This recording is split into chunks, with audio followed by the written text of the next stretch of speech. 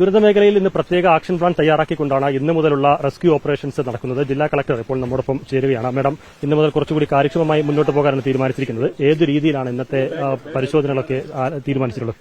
First you come to a safe place. Okay. See, നമുക്ക് action plan എല്ലാ ദിവസവും night നമ്മൾ തയ്യാറാക്കുന്നുണ്ട്.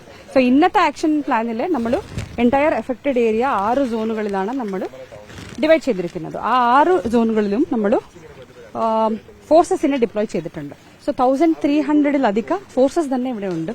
അതല്ലാതെ വോളണ്ടിയേഴ്സും ഉണ്ട്. സോ മോർ ദാൻ 2000 ഇന്ന ഓപ്പറേഷനിൽ പങ്കെടുക്കുന്നുണ്ട്. സോ നമുക്ക് ഇന്നലെ ഒരു കാര്യം ചെയ്തത് ഡ്രോണിന്റെ ഒരു സർവേ നമ്മൾ നടത്തിയിട്ടുണ്ട്. അപ്പോൾ 60% സർവേ നമ്മൾ കംപ്ലീറ്റ് ചെയ്തിട്ടുണ്ട്. ബാക്കിയുള്ള 40% നമ്മൾ പഴയ ഡേറ്റ ഒക്കെ എടുത്തിട്ട് GPS കോർഡിനേറ്റ്സ് നമ്മൾ ഫൈൻഡ് ഔട്ട് ചെയ്തിട്ടുണ്ട്. സോ എവിടെയൊക്കെ വീടുകൾ ഉണ്ടായിരുന്നു, ആൾക്കാർ എവിടെ താമസിച്ചിട്ടുണ്ടായിരുന്നു, എക്സാക്ട് ലൊക്കേഷൻസ് നമ്മൾ ടീംസിന് കൊടുത്തിട്ടുണ്ട്. ആ ജാഗത്തിൽ അവർ പോയിട്ട് സെർച്ച് ചെയ്ത് കഴിഞ്ഞാൽ നമുക്ക് എളുപ്പത്തിൽ സെർച്ച് ഓപ്പറേഷൻ ചെയ്യാൻ കഴിയൂ എന്നാണ് നമ്മൾ ഇന്ന് ഉദ്ദേശിക്കുന്നത്. അത് വെച്ചിട്ടാണ് നമ്മൾ ഇന്ന് കൈകാര്യമൊക്കെ ചെയ്യുന്നത്. 6 സോണുകളായിട്ട് തിരിച്ചിട്ടുണ്ടല്ലോ, അതിലേതെങ്കിലും സോണിൽ പ്രത്യേക ശ്രദ്ധ കേന്ദ്രീകരിക്കുന്നുണ്ടോ? നമ്മൾ ഇന്ന് റിവർ സ്ട്രീമിലെ കുറച്ചും കൂടി ഫോക്കസ് ചെയ്യുന്നുണ്ട്. ബിക്കോസ് ഡൗൺ സ്ട്രീം നമുക്ക് കുറച്ച് ബോഡീസ് കിട്ടിയിട്ടുണ്ടായിരുന്നു ഇന്നലെ ആ വില്ലേജ് ഏരിയ അങ്ങനെയുള്ള സ്ഥലങ്ങളിൽ. സോ ഡൗൺ സ്ട്രീംസ് ഒരു 40 കിലോമീറ്റേഴ്സിന്റെ സ്ട്രെച്ചാണ്. അവിടെ നേവി, കോസ്റ്റൽ ഗാർഡ്, ആർമി, ഫയർഫോഴ്സിന്റെ ആൾക്കാരും പിന്നെ ലോക്കൽ വോളണ്ടിയേഴ്സും കൂടി ഉണ്ട്.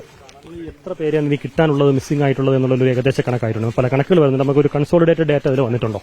206 ആണ് നമുക്ക് ഇതുവരെ നമ്മൾ കൺഫേം ചെയ്തിട്ടുള്ള മിസ്സിംഗിന്റെ ആൾക്കാർ. സോ അത് വെച്ചിട്ടാണ് നമ്മൾ ആ ഡേറ്റ നമ്മൾ അപ്ഡേറ്റ് ചെയ്തുകൊണ്ട് ഇരിക്കുന്നുണ്ട്. പിന്നെ പഞ്ചായത്തിന്റെ ഡേറ്റ, പിന്നെ ക്യാമ്പ്സിലുള്ള ആൾക്കാരിന്റെ ഡേറ്റ, പിന്നെ നമുക്ക് കുറച്ച് ആൾക്കാരും എമർജൻസി ഓപ്പറേഷൻ സെന്ററിലും റെസ്ക്യൂ സെന്റേഴ്സിലും വിളിച്ചിട്ട് പറയുന്നുണ്ട് ഈ ആൾ മിസ്സാവുന്നുണ്ട്. അത് വെച്ചിട്ട് നമ്മളൊരു കൺസോളിഡേറ്റഡ് ഡേറ്റ തയ്യാറാക്കാൻ ഒരു സ്പെഷ്യൽ ടീം ഇരിക്കുന്നുണ്ട്.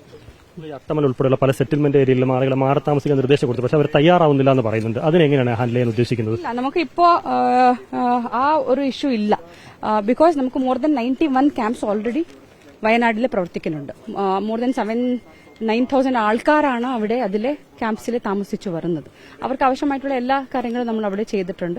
പിന്നെ ഇന്നലെ ഒരു നവോദയ സ്കൂളും പിന്നെ MRSനടുത്ത ജസ്റ്റ് ഒരു പാനിക്കായി ആൾക്കാരും. ബിക്കോസ് ഇങ്ങനെ ഒരു ദുരന്തം സംഭവിക്കുമ്പോൾ അതൊരു കോമൺ ആയിട്ടുള്ള ഒരു റിയാക്ഷനാണ്. നമ്മൾ ഇമ്മീഡിയറ്റ് ആയിട്ട് മാറ്റിപ്പാർപ്പിച്ചു. എവിടെ നമുക്ക് വൾനറബിൾ ആയിട്ട് നമുക്ക് ഇൻഫർമേഷൻ കിട്ടിയാലും immediate action we are taking. കാലാവസ്ഥ പ്രതിസന്ധി സൃഷ്ടിക്കുന്ന ആശങ്കയുണ്ടോ മാഡം?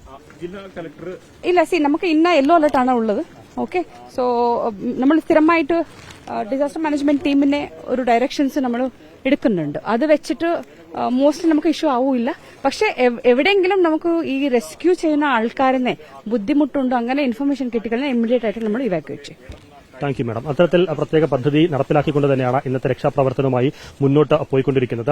കൂടുതൽ കാര്യക്ഷമമായി മുന്നോട്ട് പോകാനാകുമെന്നുള്ള പ്രതീക്ഷയാണ് ജില്ലാ കളക്ടർ പങ്കുവച്ചിട്ടുള്ളത്. 206 പേരെ കാണാനില്ല എന്നുള്ളതാണ് കണക്കുകൾ ലഭിച്ചിരിക്കുന്നത്. പക്ഷേ അതിനപ്പുറത്തേക്ക് പലരും വിളിച്ചു പറയുന്നുണ്ട്.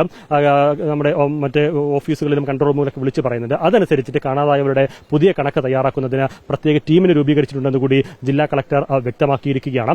ഏതായാലും പരിശോധനകൾ കാര്യക്ഷമമായി നടക്കുകയാണ്. ഞാനിപ്പോൾ നിൽക്കുന്നത് മുണ്ടക്കയിലാണ്. മുണ്ടക്കയിൽ സുദേവന്റെയും നാസറിന്റെയും ഒക്കെ വീട് ഉൾപ്പെടുന്ന പ്രദേശമാണ്. അവിടെയൊക്കെ വലിയ രീതിയിൽ പരിശോധന തുടരുന്നുണ്ട്. ഇന്ന് കാലാവസ്ഥ അനുകൂലമാകുമെന്നുള്ളൊരു പ്രതീക്ഷയുണ്ട്. മഴ മുന്നറിയിപ്പില്ല എന്ന് മാത്രമല്ല, ഇപ്പോൾ നേരിയ ചാറ്റൽ മഴ മാത്രമാണുള്ളത്. അതൊക്കെ കൊണ്ട് ഒരു അനുകൂല അന്തരീക്ഷം ഉണ്ടാകുമെന്ന് തന്നെയാണ്. ഒപ്പം ഈ പുഴകൾ കേന്ദ്രീകരിച്ച് പുഴയോരത്തായിരിക്കും കൂടുതൽ പരിശോധന എന്നുള്ളതാണ് പറയുന്നത്. കാരണം ഈ ഇടുക്കിൽ നിന്നും മലമുകളിൽ നിന്നുമൊക്കെ ബോഡികൾ ഒഴുകി പുഴയോരത്താണ് വന്ന് അടിഞ്ഞിട്ടുള്ളത് പലതും. അപ്പോൾ ആ അർത്ഥത്തിൽ അവിടം കേന്ദ്രീകരിച്ചും പരിശോധന നടത്തുമെന്നുള്ളതാണ് ജില്ലാ കളക്ടർ റിപ്പോർട്ടറിനോട് ഇപ്പോൾ വ്യക്തമാക്കിയിരിക്കുന്നത്.